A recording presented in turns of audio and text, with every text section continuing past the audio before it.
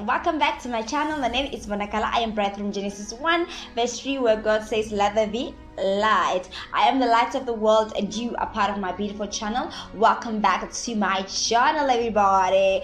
So guys, on today's video I am going to be speaking about something that is so private, something that is so sensitive to me, something that I never thought I would reach a day to come and literally come public with it. But I remember last week I was listening to this song, and it was on TikTok. I was listening to it and I just reflected a lot about what was happening in my life, and I just found myself recording myself. And while doing that, I sat down, I started editing and writing my journey, my testimony journey. So yeah, I don't even know what I'm going to title this video, but we're gonna see what we're gonna title it. What happened is everything started, in the video I wrote that everything started in 2017. Well, if we can rewind, everything started in 2014. But yeah, let me give you a background of myself and who I am and how I grew up. Growing up, I was that girl, I was just a skinny girl. I was not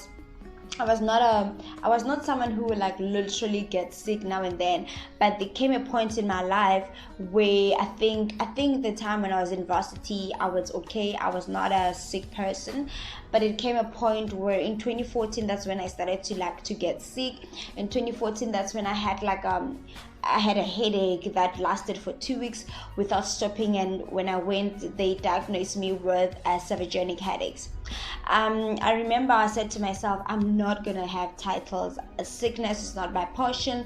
That time, when I remember clearly, I was that girl that believed more in fast and prayer. I still do, and it was something that for me, I was like, you know what? If the devil is trying to attack my health, I'm actually going to attack back. Yeah, and I fought in prayer. And I prayed about it, and yeah, that's what happened. So the second one, 15, 16, it was not major things. It was just my muscles, which they said is because of the Cervicogenic headache and stuff. But something strange started to happen in 2016. I started becoming so dark. My skin started becoming so very dark. I was even scared because I was like, what's happening? And because I'm the person that loved to run, and that time I used to run a lot because I want a flat stomach, I want a six-pack, I was into, oh my gosh, I want to look good, I want to look sexy, because that was me then. But with me eating less, with me exercising a lot, I found myself not going down. I found my stomach not going down, but it was literally just growing. And I was a bit worried about it, what's happening. And when I checked my skin started to become very dark, and I couldn't understand what was happening. I could see that something is wrong, but I didn't really know what was wrong. So what happened is that one day at the middle of the night, I started having a severe pain in my stomach, and I was like, what is happening? What is going on inside the stomach of mine? I thought maybe, okay, it's cramps, it could be maybe periods. But when I checked my calendar, I realized no, there's nothing close to my calendar. And this thing will literally happen maybe after my periods. It was not even related to my periods. That's how much I knew that this has nothing to do with my periods at that time.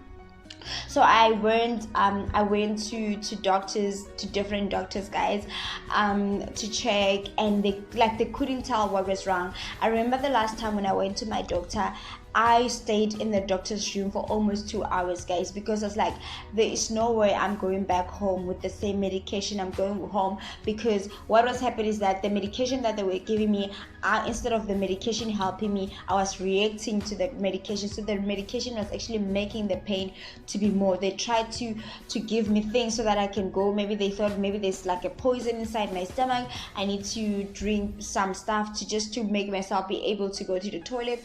But unfortunately, none of those things helped until they had to study how my stomach was, and a little bit of that they managed to help me. And later on, they then realized that no, I have chronic constipation. And I mean, when I got that, I was a bit it was a bit strange to me, like, wow, how could I be that? And you know how we actually come to the point of realizing that I was chronic is because now my skin was getting darker. I was like, my energy level was also going down, and that's when we that's when they actually like realized that no, this could be something.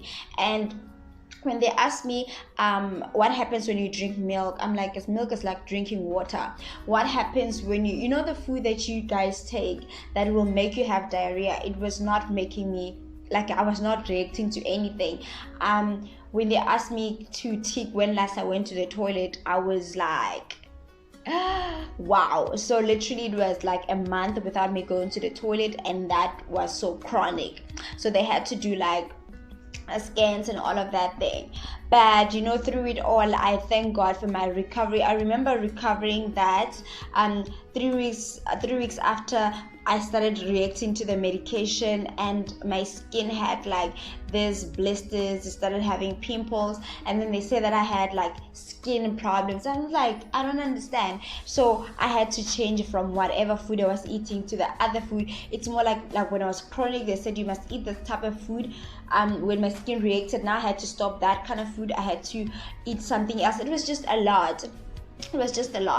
And finally I was like, yeah, I could go to the toilet like a normal person. It just felt good to see that, okay, it was not like once a week, like at least I could go twice, 3 times, 4 times. Like it started like to increase, and I could see a progress happening in there. Yeah. Then 2018 came, guys, and when 2018 came, I started now to notice that there's something wrong with my periods, and there was just a lot of things happening with my periods, which I was like, babes, this is not it, this is not me, this is how it's supposed to be. I know I go for 3 days on my periods, but now I started like having an overflow. I started having a lot of blood clot. I started having pains on my periods, of which I never really had. So I had to sit down and track down when did I start having a pain. Because when I checked, I was like, oh, when I was 22 years old, that's when I like started having pains. But for me, I was like, no man, it's just a pain. It's like nothing serious. But now the pain was becoming so severe. It was so severe, and I remember before the running happened, I remember having to have backache. I started having a backache, but I thought to myself, maybe I'm tired, or maybe something is wrong, and I blamed the chair at work, which they did contribute. Which I started blaming the chairs and all of that. Like I was trying to find an excuse to anything, and I just wanted to blame everything. Because I didn't want to go back to the doctors. I didn't want to go to hospital, you know. And yeah, that's what happened. And my backache lasted for the whole, I think it was 2 weeks without stopping. I ended up telling my sister that, you know what, I am having a backache and it's not stopping. And she said, no, I think maybe you have to go to the doctor, just check it out. It could be something serious. And one of my colleagues even advised that I must try lying on the floor. Guys, I tried everything, like everything that they say when you have a back pain, do. I did exercises, I drank things, you know, just to make sure that the pain is better. So I remember going to my doctor. When I went there, when they checked, they said that the way I move, I'm not moving, I'm not walking properly. It's not like the way I'm moving, it's like I'm not supporting my back. And they said it looks like I've got a muscle spasm. I'm like, wow, you guys are so confusing me with the terms. Like, what I say? Because how can I get that? You know, I asked so many questions and I didn't get answers, and they said, no, within a week you're gonna be fine, here's the medication. Guys, I drank that medication for 3 weeks. Nothing helped. It's like the more I was drinking the pills, they were making me blind. The pills were making me blind. The pills were making me so blind. And when I went back to say to them that, no, actually the pills that you've given me, they are not helping, but they're making me go blind, they said, no, you need to continue, you need to finish the course of the medication. But I'm like, no, it's not helping. And then I had to go on bed rest because there was absolutely nothing I could do. I wanted to get better. Because every time when I drank the pills, I could be blind. I lost my sight. I couldn't see, and I had to pass out. And that was my life. I'd drink the pills and pass out. and when I wake up the pain is there. Like, it was just, that's how it was. And I remember after finishing my bed rest, I had to go back to work, and the pain was like literally not stopping. And now I was getting, my back was like literally getting swollen. I could feel that I'm having like inflammations on my back, which was just so much. And my neck was also like everywhere. It was just like I could sense that I don't know if I'm stressing or what is happening. And it was just kept on going and going and going for weeks. And I kept on going to pharmacies and guys, trying to find solution to the problem that I had. And I remember I told my sister that, you know what, this thing is not stopping. Now I'm worried now. If there's a back muscle spasm, I'm worried. And I think what made me worry more was the day when I was supposed to go run. I was so excited about that race. And around 12:30 midnight, the pain attacked me, and it attacked me in a way that it has never attacked me before.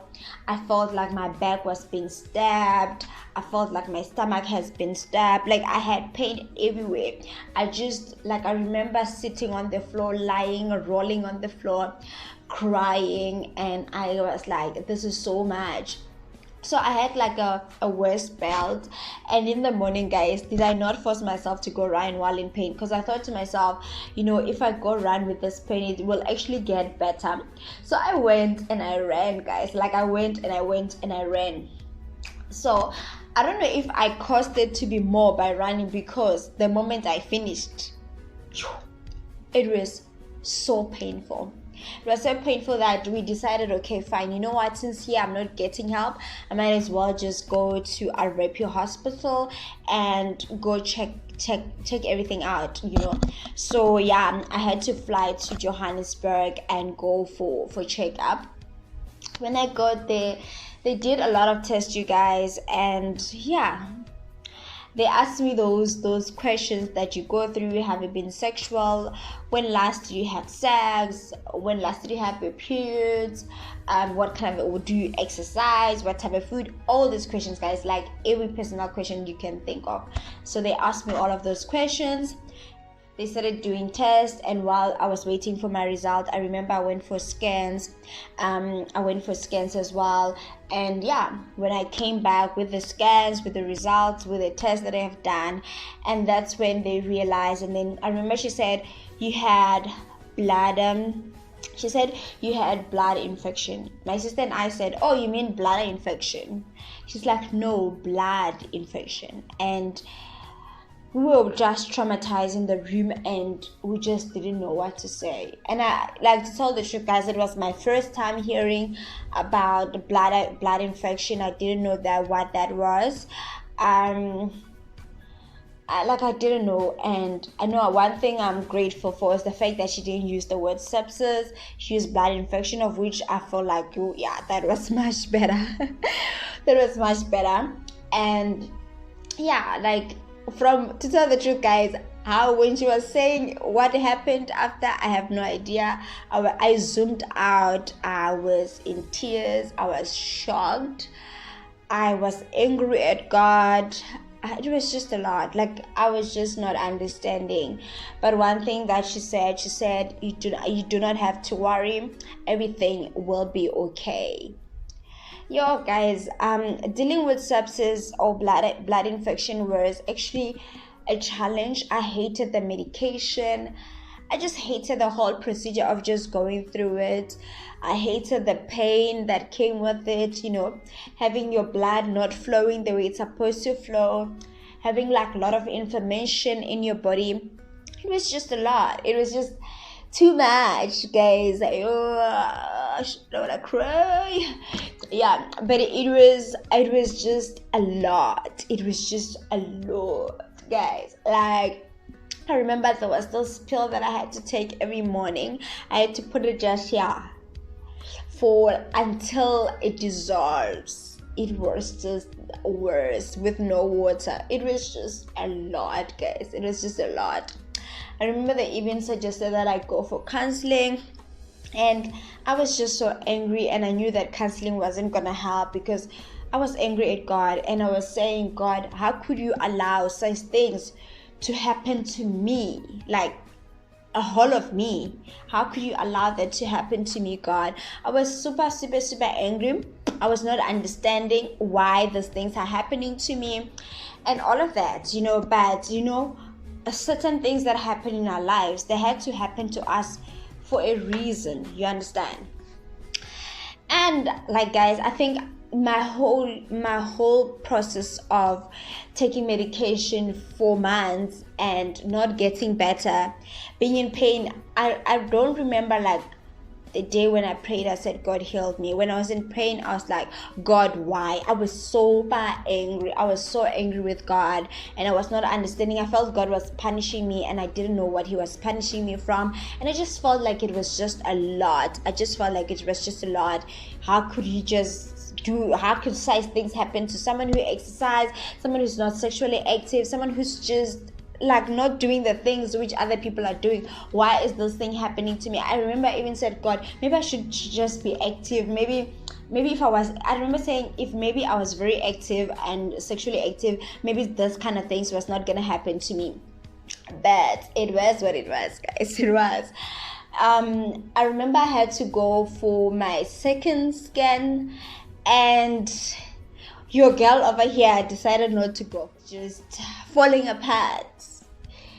I had to change a lot of things. I had to change a lot of routines. I had to adapt to some of the things. Like if something falls down, I had to pick it in a way that it supports my back. Like even now, guys, as much as I'm healed, I still go down and pick it in the same position because, wow, I don't want to go back there. And it was like that, guys. Eventually I started praying, I started trusting God, and the pain just started disappearing literally. I remember they also suggested heat, so I was sleeping in heat, guys. Like heat. Imagine that outside it's super hot and you had to heat your body, you heat yourself in order to be well. Guys, the struggle was super real. Like it was super, super, super real, and it was just super real. It's something that I do not pray that everyone goes through it, and I'm grateful to God that I went through that pain in my life. And I think with sepsis, like I say, it was just so much. It was just a lot. So finally I started sleeping on heat. I had to take hot showers. When I say hot, guys, I mean I remember having to bend my own skin because I was in pain. That's how much it was. Having like heating my body every time when I'm sitting. I had to have like water bottles to heat my body, because in that way it was just making everything a little bit better. So yeah, as I was recovering so well. I was doing okay, Yeah, I did go for the scan, and everything came back negative, which means that I was well, and I was just so super excited about that. I think I'll put some pictures in here. I was just super excited about it, and I was just so grateful to God. And 2 months after that